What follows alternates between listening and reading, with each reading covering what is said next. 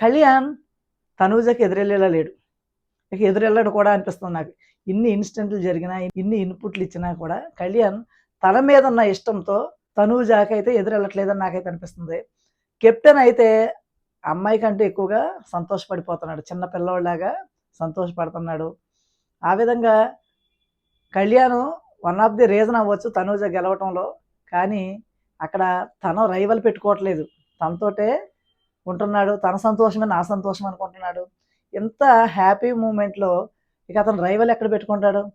కొంచెం అట్లా అరిసినా సరే టాప్ 1లో తీసుకెళ్ళేలా ఉంది ఇప్పుడు కళ్యాణ్‌ని. కానీ అరవలేడు, మాట్లాడలేడు, ఏమి చేయలేడు. కామ్‌గా అయితే ఉన్నాడు. మరి ఇక రైవల్ పెట్టుకోవడం ఎందుకు అనుకున్నాడో, లేదా తనూజతో ఉన్న ఇష్టంతోటి, ప్రేమతోటి ఆ విధంగా ఉన్నాడో మనకైతే తెలీదు. మొత్తానికి మనందరం కూడా హ్యాపీ మూమెంట్‌ని అయితే షేర్ చేసుకోవాలి. నెక్స్ట్ ఫ్యామిలీ వీక్ ఎలా ఉంటది? ఎవరెవరు రాబోతున్నారో మనమైతే చూసేద్దాం. Wait and see.